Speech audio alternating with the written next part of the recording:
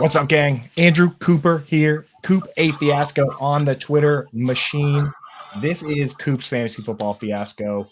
We are backed by Fantasy Alarm here on Better Sports Network, sponsored by FFPC. We got a lot of support.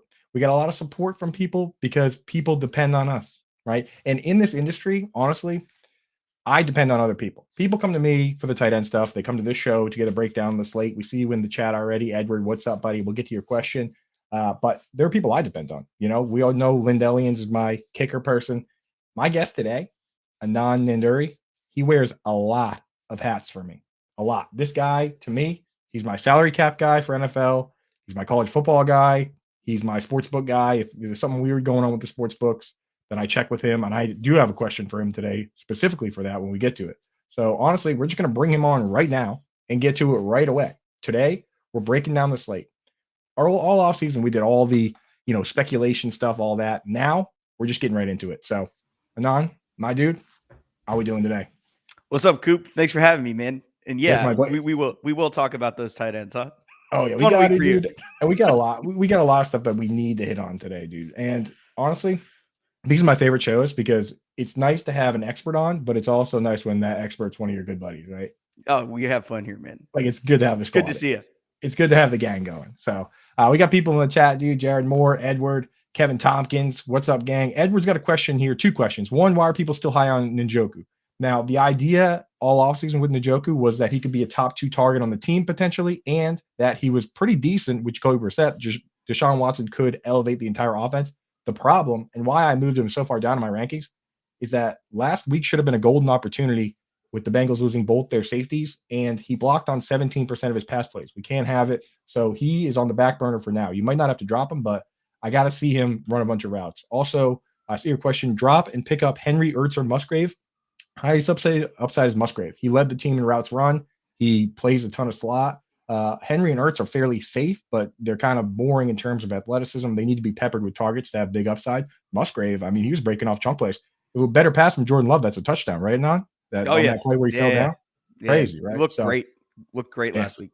He looked good, man. So here's what we're going to do today. We're going to talk a little bit Thursday Night Football real quick. We're going to hit on all the games from the slate, and we're going to make an FFPC weekly league. It's quickly becoming my favorite weekly platform. All the other DFS ones, you have to deal with like a budget, all that. You can't really get all the guys you want in there. This one's pretty cool. It lets you pick anything you want, any guy you want, and the only restriction really, the only thing really holds you back is you can't pick 2 players from the same team. So stacking goes out the window, but I personally kind of like that because last week, if you didn't start Tyreek Hill and Tua both on the same lineup, you're dead in the water, right, Anon? Like, yep, yeah. I mean, that was it. So, and you got to pick one now too. That's a fun added wrinkle too. That's a cool wrinkle there. So if you want to get involved with that, go to myffpc.com, use promo code ALARM, and they'll give you $25 when you deposit 35 or more. So pretty cool setup over there. But now I got to talk to you Thursday Night Football first, man.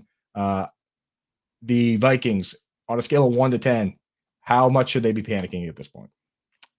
I mean, it depends on how you feel about the Vikings. If you're a Vikings fan and you want the team to, rebuild and contend for a Super Bowl, you shouldn't be worried at all. This is part of the process. All those 1-score games that went your favor last year are probably not going your way this year. So shout out to Mike. Shout out, Mike. Dude, Mike, you've already been on the show, dude. Like, shut up, dude. He just loves talking shit. He truly does, dude. But yeah, I mean, if you're a Vikings fan, it's nice to see the offense come together, but the defense, again, just got pushed into a wall by that Eagles offensive line. So, I know, mean, it might be more of the same defensively. Fun team, though, in terms of, fantasy scoring, because they're going to throw the ball a lot. Yeah, like that's exactly what we want for fantasy. We want teams with bad defenses and good offense, right? We want the Jaguars with Blake Bortles, like, and Kirk Cousins. He's the master of digging himself a hole and then shooting his way out of it, right? So great for us. First couple games here, he's lighting it up, dude. Right? Like, I mean, 6 touchdowns and like 600 yards or whatever it is, or how many touchdowns? I mean, he's chucking it all over the place, and that's kind of what we saw coming. I love it. Yeah. Now, Alexander Mattison, we got Kevin Tompkins here. Rail on Alexander Mattison for 10 minutes. We do not have 10 full minutes to talk about this game. We got a couple minutes. But Alexander Mattison, concerns there. If this team's competing, should they consider a Leonard Fournette or Kareem Hunt or just ride with what they got? I mean, Kareem Hunt makes all the sense in the world given the usage that they had for Dalvin, right? And I mean, he clearly has something left in the tank. Um, Cody Carpentier came on and told Matt and I that he looks a little bit thicker around the waist than you'd want him to in the offseason, and that's why teams haven't called. But, if he gets himself back into shape, that's still a pretty premier NFL running back that you can sign for not a lot of money. Alexander Mattison is just a guy. I mean, the value there was basically he will get RB touches in Minnesota. And if they're going to feature Jordan Addison as much as they have and Justin Jefferson as much as they have and Hawkinson scoring twice, there's just not the volume to support where he was being drafted in the offseason. And that's why most of the industry was just like, hey, this is a classic trap. Yeah, it really is like it. The thing that sucks about it is that on one side, you look at the opportunity and it makes all the sense in the world. On the other side, though, did we just get Mike Davis again? Like, did we just get rug pulled again? And it's starting to feel that way a little bit, isn't it? Yeah. 100%. Same kind of situation, same kind of ADP. And you're just sitting there and you're like, oh, well, we're out of the guys that I really want to draft. So maybe I need a running back. And this guy seems all right. He'll get touches. They're not the touches you want, guys. Yeah, pretty gross, dude. Now on the other side, DeAndre Swift is, I mean, obviously you can't just pencil him in for 170 yards, but do you think he's earned himself a bigger workload even when Gainwell's back here? I think the strange part about trying to figure out backfields where you've got guys that do so many things well, kind of like a Gainwell and a Swift do, is when he comes back, how much of that are they going to try to give back to Kenny? How serious was the injury? There are a lot of things to monitor there, but obviously arrows pointing firmly up on Swift's value. So, I mean, if you kind of read into things and see, Kenny sitting out another week or two, or, getting eased back in as he's nursing injuries, I think DeAndre is probably a player that you can comfortably start as a high-end RB2, maybe even pushing into the low-end RB1 territory. I don't think you can expect 170 yards a week. That's just that's not how these things going to go. Good, yeah, he did look really good, but I think it's going to be I think Philly's going to eventually get some of their pass game woes settled a little bit. I know outside of a few shots to Devontae, they really struggled relative to what they normally do. But I think they'll get that cleaned up, and I don't think it's going to be as much on we're going to push your defensive line 6 feet back every play. Yeah. I mean, honestly, either DeAndre Swift is awesome or Rashad White is terrible because he looked bad against the same defense last week. I'm like, was this the same team? Oh, no.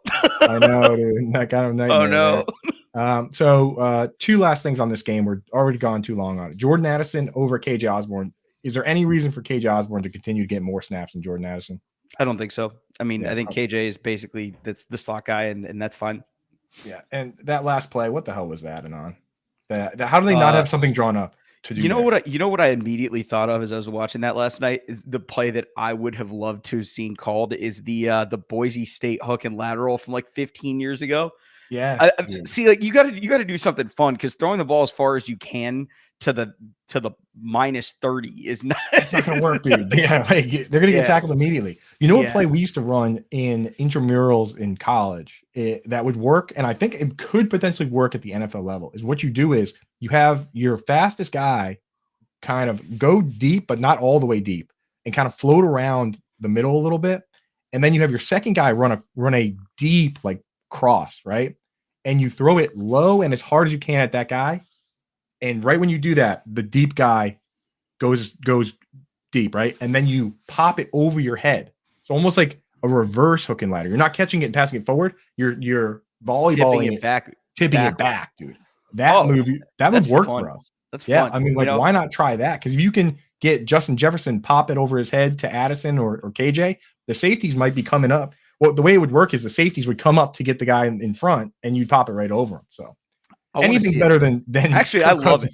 Now I want to see this. Now I'm gonna, the next time someone asks me about something, I'm gonna, talk to someone, hopefully someone at the G5 level that's like, hey, on a Tuesday night action game, let's get this shit going. Yeah. So we would call it the reverse hook and ladder. Reverse hook and ladder. I love it. The inverse hook and ladder is probably what you should be calling it. Inverse hook and ladder. Shout out Ann Dunn in the chat. Shout out Britt. What's happening? Get in the game. Weapon X. Thanks for joining us. We got one of my favorites here. Let's get into the slate itself here. First one I got here, Packers, Falcons. Falcons getting 2 last I checked, but you're the book guy. So correct me if I have wrong numbers here. If you're seeing better lines anywhere, over under 40.5. Just first off, I mean, are you taking any action here? I never ask who you like, and like, because some people feel the need to bet on every single game, and I think that's a bad idea, right? So I'm gonna ask you, are you taking any action? That's the question I like. Like, is there something here? I would stay the hell away from this.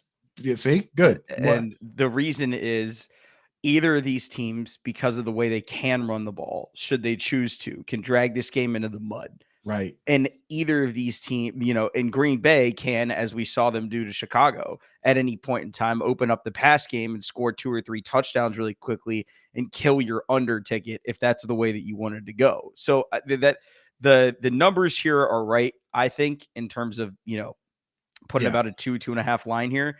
If you could get a 3, I would feel a lot better about it. Maybe even a 3.5. But as it sits, there's no value here. These numbers are nerfed, and I don't know. Right. There's bet your props and your anytime touchdown guys. Those are always fun, but there's nothing to be had here on the spread. Well, that's why I asked that, because we're not giving any value if we go through the slate and I make you pick every single game. Because you shouldn't bet every game. You'd be outside of your mind. You're only John Hislop is doing that, right? So love that guy. He's the man, right? He's hilarious. But like, you really got to pick and choose your spots. Real quick, we have a question that involves this game. Weapon X wants to know. Hate to ask, Garrett Wilson this week, and I know you're a huge Garrett Wilson fan, Ohio State guy, so might have to put a asterisk on whatever's coming next here. But do you bench him for Drake London playing in this game, Romeo Doubs playing in this game, or a Michael Thomas or a Josh Kelly, or you just roll with the talent in Garrett Wilson? I think the tough part that you have here is Garrett Wilson's going to make some stuff happen. But if you ask him to be magical week after week, I think of that group, Drake London, again, the problem is going to consist of the offense. Arthur Smith, for some reason, hates us all. And Romeo Doubs, same kind of situation, especially if Christian Watson plays. We don't know if he will or not. So obviously a lot of this is injury dependent. Michael Thomas, kind of same situation. Kelly would be my choice here if and only if Eckler doesn't go, because I think they've shown that they're willing to commit to that run game under Kellen Moore in a way that they just hadn't before. So among those, I would feel the safest with Kelly if everybody else, if the injuries shake out the way that we think they will. But if you have to slot Garrett Wilson in there, you're betting on talent, and that's never a bad thing. It's just the situation changed so drastically 4 plays in. Right. All the zero RB stuff this offseason, the hero RB stuff especially with the best ball, has kind of, I feel like, shifted people's minds into thinking that wide receivers are better than they are. A lot of times, if you can get a running back that's going to get the full workload, an AJ Dillon or a Joshua Kelly for a single week, that dude needs to move way up the rankings for flex, right? Because Drake London in any given time can have 1 catch or 2 catches. So especially going up against Jair Alexander. Last question on this one before we move on. Icy Through in the chat wants to know RB timeshare. What are your thoughts on that in Atlanta? And shout out Icy. He's a Fantasy Alarm member. He's a sharp gamer. I think the really alarming thing that we saw is we hoped to see a little bit of evolution in terms of, we saw Cordero Patterson last year get some touches, as he works his way back. Does he find a role here? That's, the real question. I think the question that's being asked is, how much do you trust Tyler Allgeier's share, and how much should we believe in Bijan after we drafted him in round 1? I think realistically speaking, Bijan's going to be Bijan. He's going to, at some point, take over the role to the point where you're not going to be able to play Allgeier anymore. I think he's just that good. Now, does that happen in week 2? I doubt it. So I think he's startable for a couple more weeks, barring injury. And then after that, it's going to be, Arthur Smith's funhouse, basically, where we all hate him for the decisions made for fantasy reasons. The team itself is actually performing relatively well, given expectations, but he has all of us. That's the worst thing possible, right? Them winning and throwing 18 times. That's awful. He needs to be punished. Disaster, man. He needs to be punished for his crimes. I hate it. And I'm not sure it's going to happen this week, right? The Packers are going in there and they got all these injuries too. Aaron Jones, Christian Watson, Romeo Doubs. So might get away with it again, but I think so. Yeah, I think unbelievable. Next game here, Raiders, Bills. I got the Bills 8.5 point favorites, total at 46.5. So the books are predicting the Bills to bounce back here. On the Raiders side, we know we're starting Devontae Adams, we're starting Josh Jacobs. If Joey Myers is a full go, do you trust him at this stage? I mean, he looks pretty involved. The way that I see this game right now is everybody is trying to make Buffalo the team that they were 2 years ago, and they've shown no evidence recently of that. They can be that team, but this is priced as though they are that team, and they're not. People are going to try to buy -8.5, and it may even go to 9.5. If you see this line at 10, you absolutely hammer the Raiders. I would even take the Raiders at this number at +8.5 because they're going to take the air out of the ball. It's what they've always done there. And I know the pass game looked better last week than people expected, but the entire ethos of what they were when they were good last year is Josh Jacobs runs the ball over and over and over again. And the way that I look at this team is basically, will Josh give them a mistake or two? Do they pick those balls off? Or do they end up, or do those balls end up, falling to the ground harmlessly? That's going to tell you whether or not the Bills can cover this number. I just don't buy that the Bills are 8.5 points better right now than the Raiders are. And even the thing about getting an 8.5 is people look at 3, 4, 6, 7 is key numbers. 8's a key number too. 28-20 gets you out of there with a win if you have a Raiders 8.5 ticket. And I think that in this kind of game matters a lot, especially as you're traveling cross country.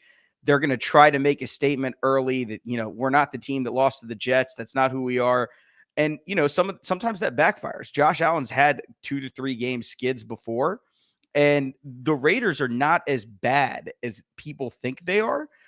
They just don't win close games, and that's the problem. If you hold a Raiders money line ticket, that's a lot different task than asking to cover 8.5. Yeah, but eight is also a key number. 8.5 for those. If you're doing those long teasers, right? Did you ever do those, dude? The 2-team teasers.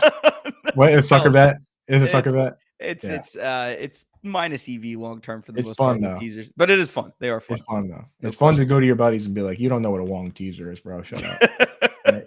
But it is bad bet. It is bad bet. But whenever I see the 8.5, I'm like, maybe though. Yeah. Maybe. Yeah. You need to have you in Vegas with a cocktail in your hand. Those bets sound a lot better, don't they? Oh yeah. I mean, there's a drastic difference between staring at data all day versus firing things off 9 drinks deep at a Vegas casino. So definitely difference of opinion, but both are fun. I hope you're right. Yeah, they're fun. Yeah, that's the thing. I hope you're right that Josh Allen can't just chuck it deep. He even said himself he needs to do that a little less because I want to see more Dalton Kincaid. Played 47 snaps at wide receiver, a lot of slot. So we'll see what happens there. But we got a lot of games to cover here. So let's go. Did you have any last thoughts on that game before we move on? No. I think we covered basically what I got.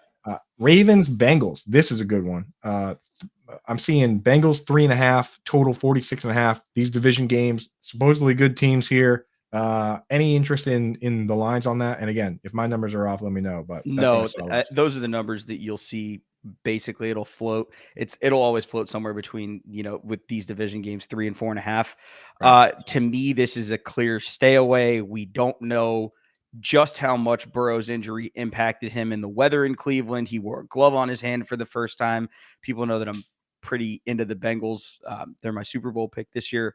But this is not the time to buy in, especially not this week. The Ravens are really, really, really good, especially early in the season. Everybody keeps forgetting the years that Lamar dragged this team to 8-1, 8-2, 8-3 records early in the year, and then health falls apart. Everybody looks at the team they are at the end of the season and projects them to be the same team at the beginning of the season. The following year, they are not. The Ravens are really, really good. I know that everybody's concerned about Dobbins. John in the chat says Lamar's dead, dude. So I don't know. Lamar, dead. John's thought Lamar was dead since he was at Louisville. So. I know, dude. Get out of here, dude. I'm not listening to John's Lamar nonsense anymore. And he's finally not in a high school passing game either. That was nice to see. But I just college think passing this is going to be offense. Yeah. I mean, it's going to be a knockdown, drag out 4-quarter fight as Ravens Bengals games usually are. And there's not a side of this that I like. If you really, really want to get into the weeds on the totals, there's probably a very, very slight lean to the under, just because I think both defenses are better than people give them credit for. Right. But either way, this game in terms of betting is a stay away from me. I'm not going to ask you for fantasy about the Bengals. We're starting Higgins. We're starting Chase. We're starting Joe Mixon. We're starting Joe Burrow. Yep. On the other side, though, obviously Flowers fired up about him. If you had to pick one of Hill or Gus, and you had to pick one of Bateman or Odell, Bateman or Odell, just a roster long term. Let's do that one first. Bateman or Odell, long term stash. Say he's like your wide receiver 5 or 6. Who are you thinking about? I think Bateman's just got a little bit more juice left to him. I think Odell's going to be used much more as kind of the guy that he was in LA, even at the high end, which is very touchdown dependent. God damn it, John. I know, dude. I have stopped putting his comments up. They are cracking me up. Can we ban John from the chat somehow? Mods, please. Earn Dog, time out for Dynasty Coach A, please. Thank you. But yeah, I mean, I think it's Bateman. The upside's just there, and you're not stashing your wide receiver 6 for a floor. That doesn't make any sense. And then Gus Edwards for me. We're riding until the wheels fall off. And 5 yards of carry career. It's like him and Nick Chubb and like 2 other guys. That's it. Superstar. Yep. But we'll see there. Okay, good. That game, pretty set there. Seahawks, Lions. This one, okay, so this is the one I wanted to ask you about as the guy who's plugged in with the books, as the capper, right? So I'm a little confused. This one opened at the over-under opened at 51, right? Now it's down to 47.5. So I'm thinking, okay, Seahawks have some issues. Maybe they're thinking the Seahawks aren't going to produce as much. But then I see that the Lions opened at 6-point favorites. Now they're down to 5. So it's not all coming from the Seahawks side. So what's going on here? Why are people hammering the under here, and why the lines come down? Like, what's going on with this game? So basically, lines move for one of 3 reasons. One is injury, as more information comes out, or in the case of in the case of actual team favorites, that moves the line. One is weather, which obviously impacted Browns Bengals. If you watched that last weekend, that was not your regular. If they played in a dome, that game looks very different. And then the third is people moving numbers past key numbers, because at some point as a bookmaker, if you hang the wrong number, which most of the consensus side was hung at 50-51, if people just keep slamming money on the under or on the over or on the under, you've got to move that number to meet your market, because you can't have 90% liability on something as big as an NFL total. You've got to at least entice people to take a different number if they still want to go under, until that market kind of stabilizes and you can at least kind of see what people have. So that's why those numbers move so much early. When you're at a restaurant and like a tray of drinks hits the ground and you look around and you're like, oh boy, somebody's in trouble. Yeah. When the line opens at 51 and it moves to 47.5, somebody's getting yelled at, right? Yeah. Oh yeah. And I mean, that happens all the time. The Super Bowl is a great one because it moved all over the place. And, we were talking about this last year. This is a really good kind of lesson in what sports betting really means. Is I think that number moved all the way from, it was Eagles -2.5 to Chiefs -2.5 and kind of swung all the way. Now there's been exactly one Super Bowl ever that's finished within 3 points. So why anybody was freaking out about that, I don't know. I still don't understand. But it's a number, and you're looking at a number. And if you're betting, if you keep betting teams instead of betting numbers, long term, Vegas is going to keep building skyscrapers. Exactly, dude. And they're undefeated. So there you go. I think they've only lost money on one Super Bowl ever, was when the Pats lost to the Giants, right? Like I think Vegas, so. Vegas cleans up. So yeah. One last question on this one before we move on, and I'm not going to ask you easy questions here. So Good. 0.5 PPR this week, Jahmyr Gibbs or David Montgomery? If you're going 0.5 PPR this week, I think because standard it's probably Monty, and full PPR it's probably Gibbs. But if you're 0.5 PPR, that's where I'm a little. I think the Montgomery usage until we see Gibbs get on the field more, and I think hopefully they watched Thursday night and saw what DeAndre did. But I think until then I'm still going to lean Montgomery just a hair, but that's just for this week. I think going forward it will be Gibbs in all formats. When I was doing my snap count article, I was shocked looking at Jahmyr Gibbs and Breece Hall. I was like, these guys were all over the field. How did they play less than 20 snaps? Like, It was crazy to me. Yeah. So we're going to see it eventually, and there you go. We're going to skip real quick over. We're going to come back to Colts Texans. I want to do Chiefs Jags real quick because Ann has a question on the Chiefs in the chat. First, what I'm seeing for lines here, we're looking at Jags +3, which hey, the Jags are live. If anytime you can be in shouting distance of the Chiefs, then you're a real team. So that's nice to hear. I know you're a big Trevor Lawrence guy. You're a big supporter of young quarterbacks for the most part in general. You carry the flag for a lot of these guys, and a lot of times you're right. So that's why we bring you on here. So +3, the over under 51.5. 51 is what I'm seeing now. Should be a really good game here. Do you see anything betting wise there that you would go for? Either the over under on the line. I think this game has the potential to clear 51 in a big way. So I think that's kind of that's the angle here is, you've got two guys that know each other pretty well, and Andy and Doug Peterson basically showing off their flashy toys in Mahomes and Lawrence, and getting their new toys back the first week for Travis this year, more than likely. And also, week 2 of Calvin Ridley for the Jags. So I think they're gonna throw the ball all over the yard. I think both quarterbacks are very, very likely to finish at the top, near the top of the leaderboard, fantasy football wise. Potentially if you're looking for a captain for a DFS team, I think Lawrence or Mahomes would be a good one. I think probably Mahomes is gonna be a little chalkier, but you look at what both of these teams can do, and they can hang 35 on anybody. So It's going to be fun. This game's just going to be fun. I think, basically anybody that has any kind of role in this game period this is the game of the week that you circle, and you're kind of like, all right, this one could turn into a barn burner pretty quick.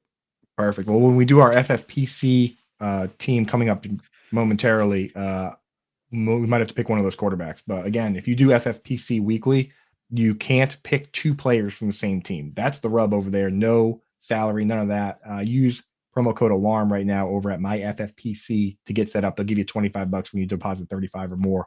So the question in the chat was Kadarius Toney, probably one of the worst games from a wide receiver I've seen maybe ever. And also surprisingly for how many plays he was on the field for, he got a lot of targets, had negative impact with them, but he was only on the field for like 16 snaps. So when he's on the field, they go to him. Is Toney a guy you're still stashing, or you just don't? I mean, I would stash him, but there is a 0% chance that I'm starting him out other than desperate times. If you're really, just in trouble somewhere, you have a lineup that desperately needs someone as a flex or a wide receiver too. But man, there's not a lot of confidence in starting him at this point. Although the encouraging thing is they were giving him opportunities, and if Trav comes back, he's obviously going to cut into some of those. But if you're a Toney truther, there is some hope there in the fact that he actually did get targeted even after disastrous play after disastrous play. So there is some hope remaining, but I am not in that camp. A glimmer of hope. Ron, check my timeline. Ron asked, would you trade Laporta for Kincaid? I actually just tweeted out why I have Kincaid over Laporta long term. The short and sweet is that he played more wide receiver, blocked on fewer pass plays, and he doesn't have to worry about Jameson Williams coming back at some point. The Bills are what they are right now. So Kincaid over Laporta still right now. Honestly, the question for me at this stage is, does Luke Musgrave jump over Laporta this week, depending on what his usage looks like? So I like all three of the rookies, and it's probably going to bounce around a little bit as we go on. With these guys, Christian Kirk, some concern there that he only played slot. What do you think?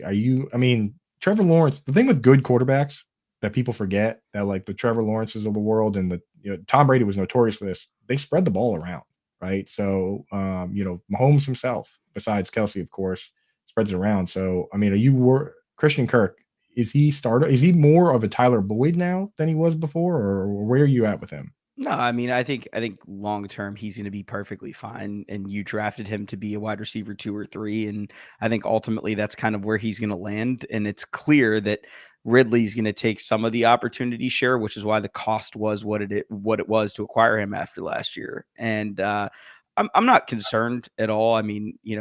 We've seen offenses that Peterson's run before where, 1 week it's one guy, 1 week it's another guy. Over the long term, it'll kind of aggregate to where I think Ridley is definitely their one, and Christian Kirk will be long term there too.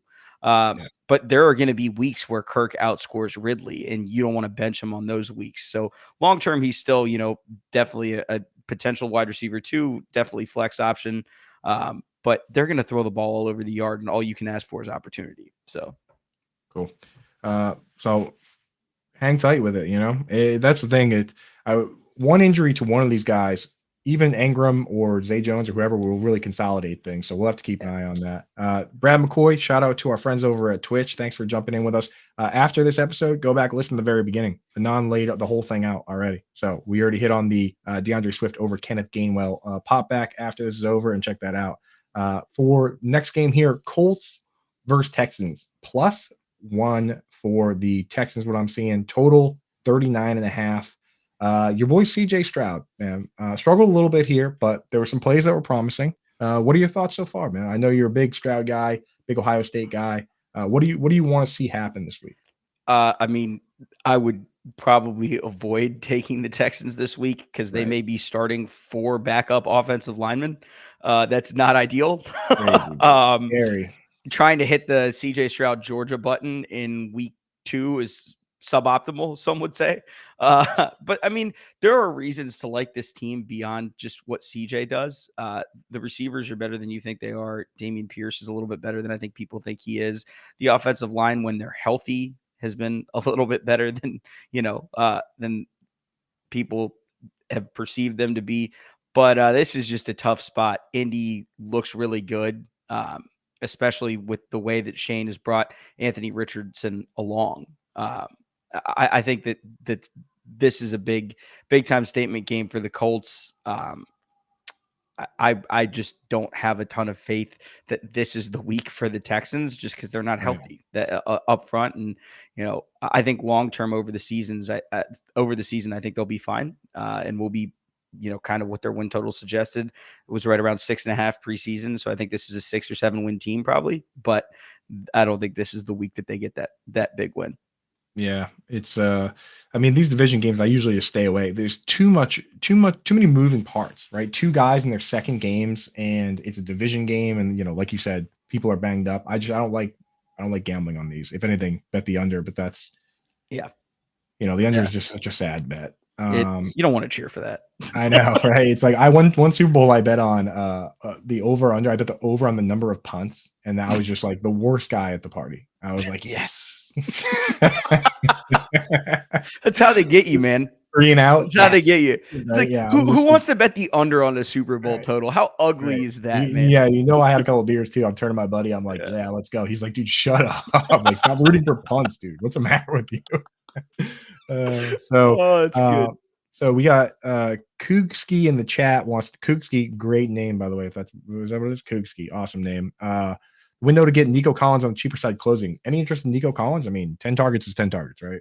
Yeah, I mean, if they're gonna let him throw the way that he's gonna throw, I mean, volume is king. As with anything, it's the reason that people got shoeboxed in Alexander Mattison, but these targets I think matter more than Alexander Mattison rush attempts. So if you can get him and stash him somewhere, because I don't think I don't think this week is the week to hop on the Nico train. But but I think long term he will have some value, especially as a flex play, potentially wide receiver 3 somewhere down the line. In the chat, Christian Kirk or Tutu Atwell if Puka Nacua is out. I know I said Anon wears a lot of hats. He's got his boots on the ground with Rams takes too. So Tutu, we doing it? I can't do it. Give me Christian. Christian Kirk shootout game. Give me Christian. I think Tutu is going to have more of an opportunity than with if Puka does sit. The problem is you're going to San Francisco, and we know how that historically has gone for the Rams. Yeah. For me, like I look at this other question here: Henry or Dalton Kincaid. It depends how risk averse you are, and the fun upside play is Dalton Kincaid, but he also doesn't have the floor that Henry has. Henry has a great matchup with the Dolphins. If the weather's good, it probably should be Henry. And I know that Mike Daddy's Home Fiala is once again on Henry this week. So I think if you want to play it safe, it's Henry. If you need the upside boost, go with Dalton Kincaid. On to the next game here. Let's look at Bears Buccaneers. Again, another Ohio State quarterback. I know, dude, gross game, but Justin Fields, your guy, 37 attempts, but once again, they called a lot of pass plays. So they dialed up like 50 pass plays. He's only throwing like 71% of the time, just like last year. But I mean, 37 attempts, gotta be feeling good about that. Justin Fields, you still like obviously you can't move him outside your top 10 QBs at any given time because of the rushing. You still feeling good about him as QB like 5 or 6 if you took him there though? Yeah, I think they have to get him running. That's the biggest problem. Is he's not Peyton Manning. He'll never be Peyton Manning. One of the things that makes him what he is his ability to run. And if you don't let him run, then you're going to struggle. If you don't, this offense is not fully built out yet. I know that it seems like it is at receiver, but the offensive line is not where you need it to be to contend in this division.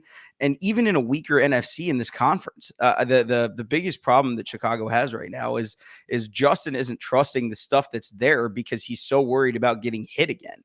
And we've seen this before, the quarterback that I hate to make this comp because that's my guy, but you don't want to Carson Wentz somebody into making bad decisions to survive and then forcing them to play out of structure all the time. Some of it has to be move the pocket. I think they moved the pocket for him twice in that game, and one of them was into a sack.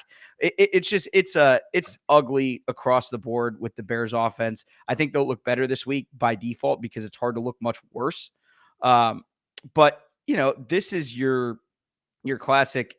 We're trying to reinvent the wheel. You know what worked last year. You got away from it because you have a shiny new toy in DJ Moore. For some reason, they decided to feature Cole Kmet in last week's game plan, which I didn't understand at all. 72 of 74 snaps. I didn't get it. I mean, he was the target of a 7 stop route in the end zone against I can't remember if it was a corner or safety. I'm like, this just doesn't make sense. Crazy. I don't get it as a primary read there. So I mean, there are a lot of things that the Bears offense needs to fix, and I think it's a wait and see operation. But Justin's rushing is obviously going to be you need it, and that's the point that people don't really get what you touched on there with moving the pocket. There's a big difference between setting the play up to have your lineman control the chaos of getting your guy outside the pocket versus running for your life. Especially when you're rolling to the left, you have time to set up. You can actually think about the read. Throwing on the run when someone's chasing you is 1,000 times different than setting up a waggle, right? Where you can actually roll out and make plays, right? So big difference there. And Justin Fields does not get there were only 2 designed runs last week from what I saw in PFF. And so if you have 51, if you call 52 pass plays and he only throws 37 times and there's only 2 designed runs, that means the rest of that is chaos, right? Yeah. And he's trying to, he's progressing, but he's progressing too quickly. He's not looking for what should be there. He's just taking his eyes down and running. And a part of that is, over time, you don't want to get hit over and over again. I completely get that. And his athleticism allows him to get away with that more often, but he's got to get better at playing pure quarterback. The thing is, I don't think they have the offensive line around him at this moment. Maybe they come together over time, but I don't think they have the line to get together at this moment to try and get him to progress through that. You've just got to accept right now that he is what he is with what he's got around him and try to maximize whatever that looks like. And then you take it as your line gets better and gets more reps together as a unit. That's when I think you actually try to implement some of these, drop back pass concepts that, he's struggling with right now. There's no denying it. Yeah, they have to get him better protection. Let's hit on the last 1:00 game. Then we'll make a quick FFPC team, and then we'll come back and wrap up the afternoon slate. We're a little behind schedule. I figured we would be. I wish if this were we were in a time slot here where Blitz is right after us. Otherwise, I'd say let's just talk for 2 hours. It's that easy to hang with you, brother. Yeah. So Chargers, Titans +3 total -45.5. You know who the main characters are. On the Charger side, if Austin Eckler's out, then you start Josh Kelly. You're starting Keenan Allen. Probably you're starting Mike Williams where you have to. Don't start Gerald Everett. And then on the Titan side, do you have any interest in Treylon Burks this week, with or without DeAndre Hopkins? What are your thoughts there? No. Yeah, it's kind of they're going to drag this game into the mud. right? They're going to drag this game in the mud as they always do. And, come hell or high water, the Titans find ways to grind out wins that you look at the preseason schedule and you're like, there's no way. They're not going to beat this Chargers team after this deflating loss that they had to Miami where, they threw the ball all over the yard and, scored 34 points and found a way to lose anyway. Your thought process is going to be, everybody's process is going to be basically the Chargers are just better than the Titans. We'll bet the Chargers. The Titans find ways to win these games all the time. And so that's why I would just stay the hell away from it. This is your classic. This game is going to look nothing like what you want it to look like aesthetically. It's probably going to be kind of ugly. Maybe we get a fun shootout. Maybe we get Tannehill back to his old ways, but I just don't see it. Yeah, and that's the thing with with this team. And again, you got to be careful with you have to be very careful with starting a guy like Joshua Kelly because this front seven for the Titans is no joke. Like that dude Jeffrey Simmons, he's a bad mamma jamma. Yeah, so be very careful with that. Again, Chig, we're waiting for Chig is a handcuff tight end, right?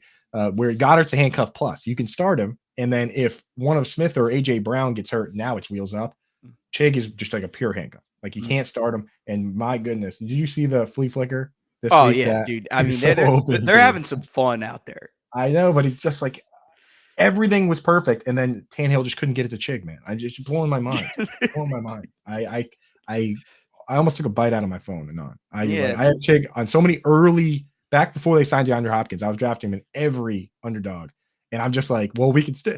It's best ball. We could still get away with it, right? Like just a couple spike weeks, and I watch him. I'm like, oh, here we go, 50-yard flea flicker touchdown, right? Mm-hmm. Wide open, beat his guy. He has the 4.52 speed where all he needs is the ball, and no one's catching him.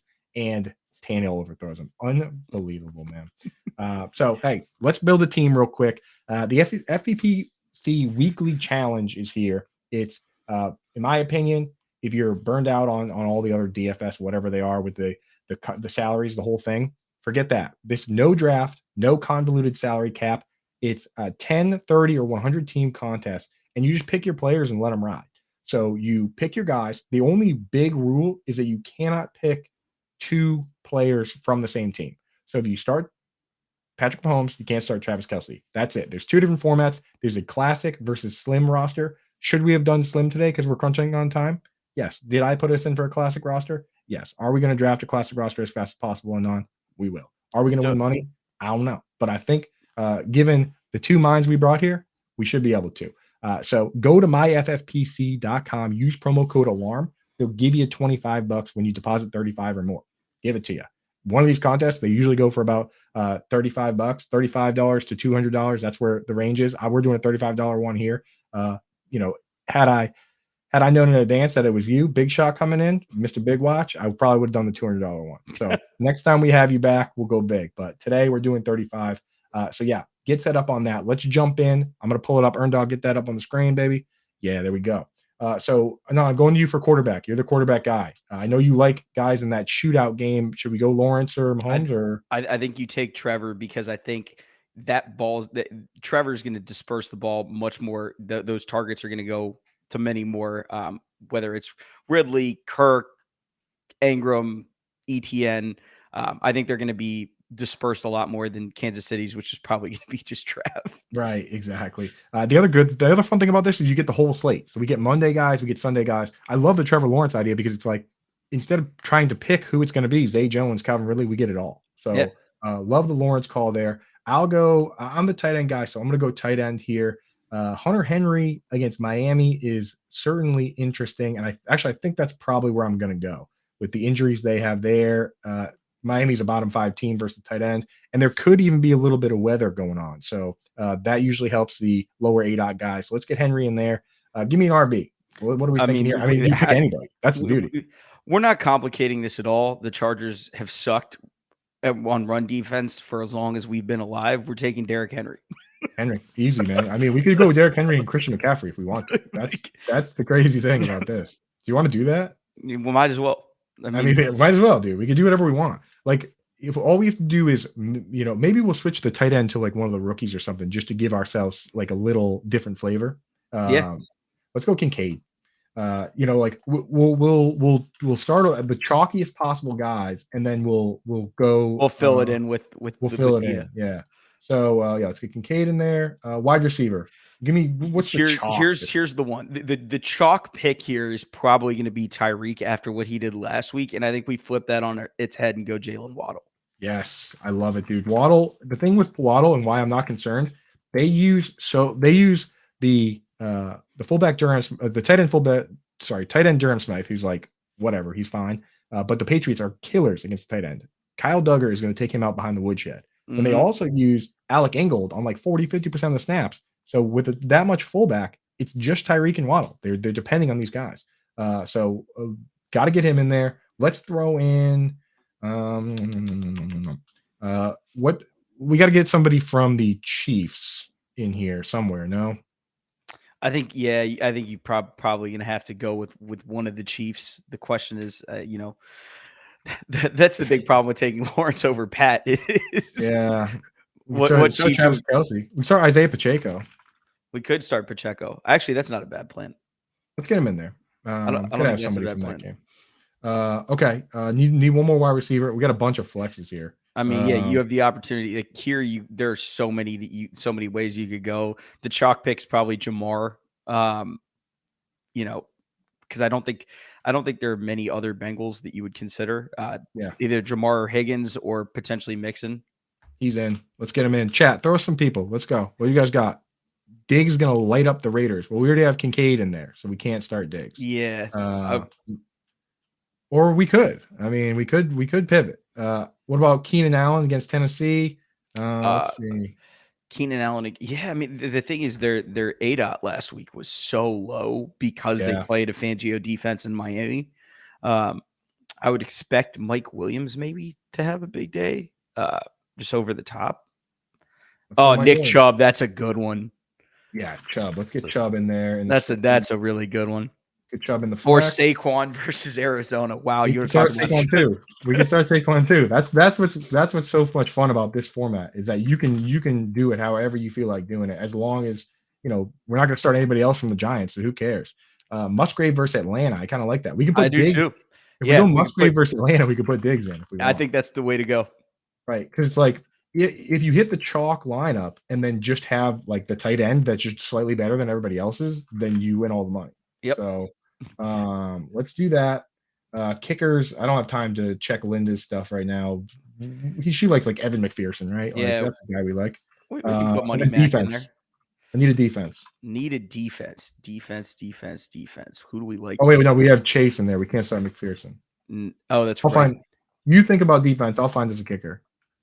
The defense. This is easy as shit. We're taking the Cowboys. Cowboys, yeah. That's Aubrey. They get right? Zach Wilson and the Jets. Yeah, give me Dallas.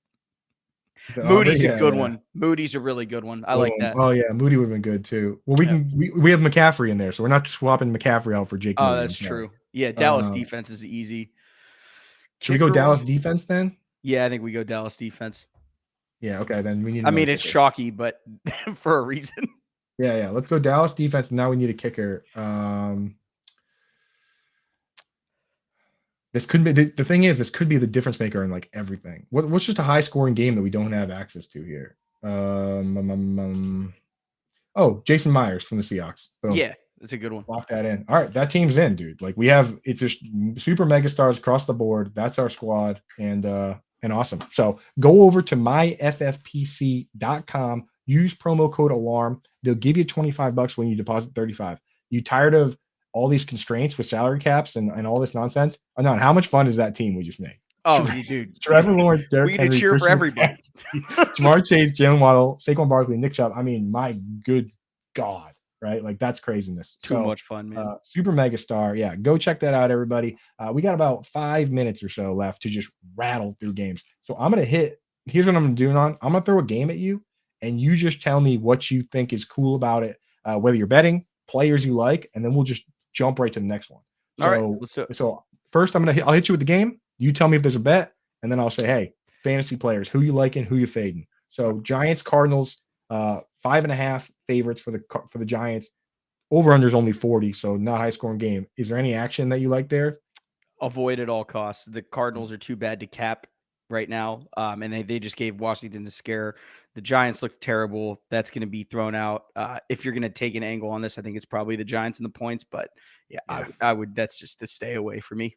Stay away. All right, fantasy football purposes. Darren Waller, he's been banged up, but he says he feels better than he did last week, better than he did all last year. So he's going to play. Is that a guy we can play or no? Yeah, I would. You can find better options, but if you drafted him to play, I mean, you got to put him in there. So I always worry with these games that, like, what if the Giants just take care of business?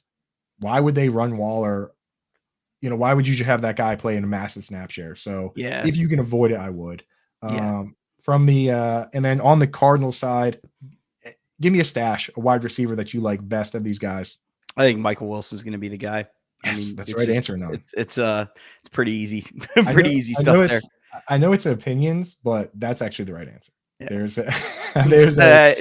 Even with opinions, there's only one right answer. That's Michael Wilson. Also, Zach Ertz, boring but safe play. 49ers at Rams, 7.5 point spread. Your Rams on the ropes, it seems. 44.5 point over under. How you feeling, man? I mean, the Rams Stafford look good, bro, right?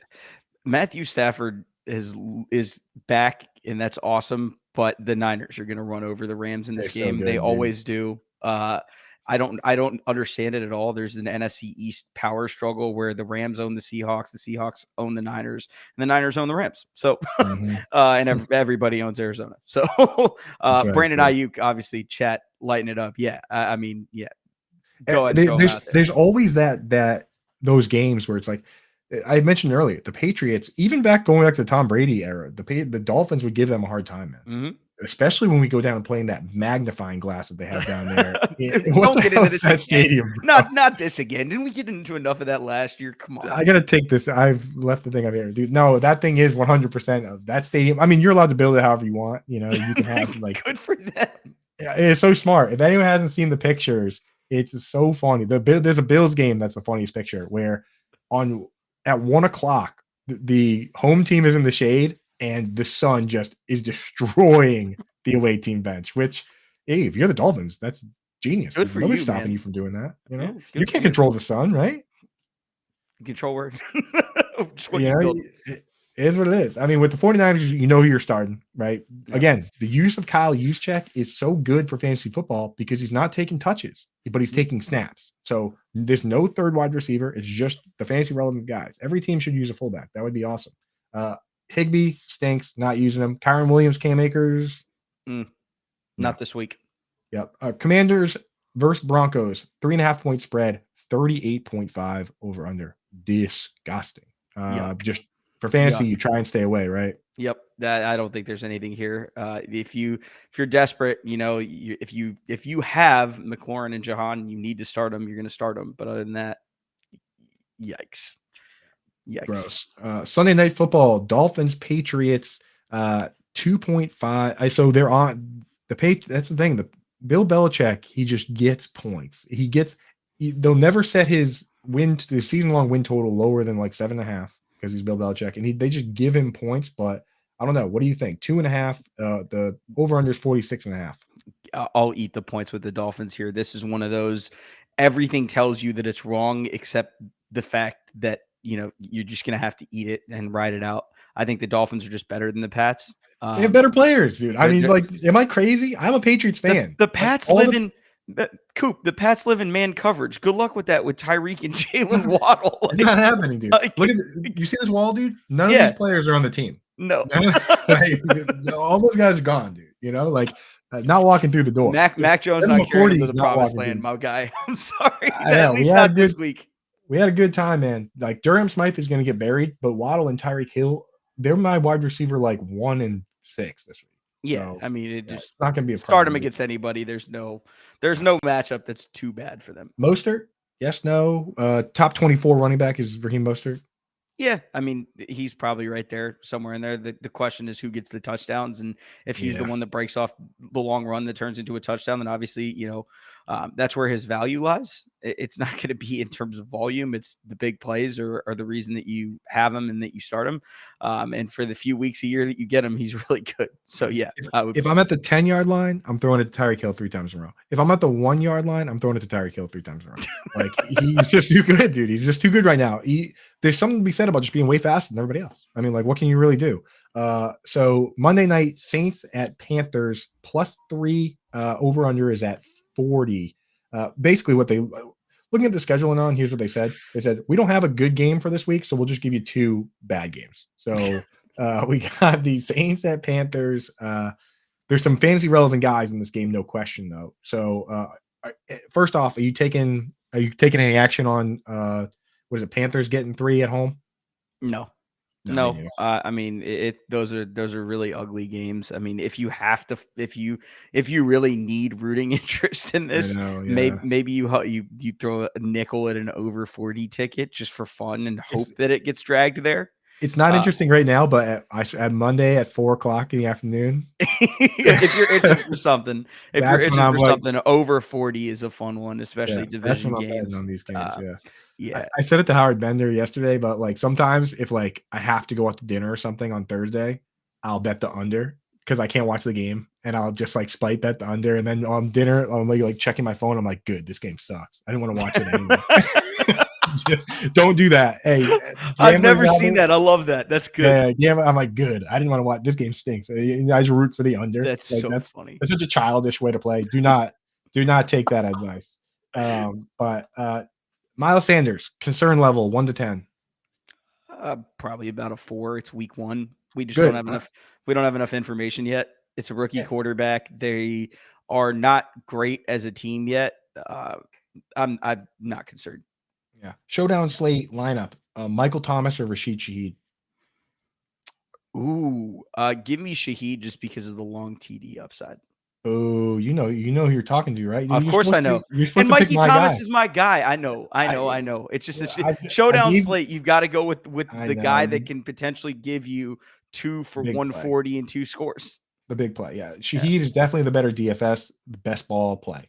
Because he can have a 90-yard touchdown, man. I mean, he's got the ability. Whole week in one play. Yeah, for sure. Pick one of Terrace Marshall, Adam Thielen, Jonathan Mingo, because you have to. Mingo by default, I guess. I mean, yeah.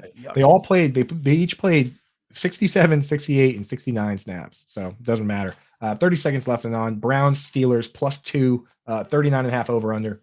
Anything there? I hate these games. Under 39.5. These teams beat the shit out of each other every time they play. This game's probably going to end 20-17, one side or the other. I would avoid. Yeah. We got to jump and tell everybody what you got going on, where to find you, man. You're the best. I'm bringing you back on this year. For sure. Thanks for having me. I'm on in Player Profiler. I host a show called Decision Point with Matt Kelly, where we go through GM transactions and kind of what the job of a general manager actually is. You can find me on Twitter at Nanduri NFL. And we hang with my guy Coop once a year in Canton. That's right, baby. I'm going to try and get out to whatever is going on. I'm trying to do as many things as possible, but with the baby, it's kind of tough. Yeah. Congrats again. Thanks, man. Always good to see you, dude. You're my boy. Good luck with your stuff this week. Everybody follow him on Twitter, Nanduri NFL on the Twitter machine. And stay tuned right on this channel. Brit's Blitz coming up next. We're hitting you with the full slate right now. Brit has all the news and notes. She does all our battle articles. She does all our injury articles. So if you want to be fully up to date and not look like an idiot talking to your friends, like I did when I said Jacoby Myers might play when he's probably not going to, make sure you stay tuned to this Brit's Blitz show. It's going to kill it. That's it for us. Talk to y'all.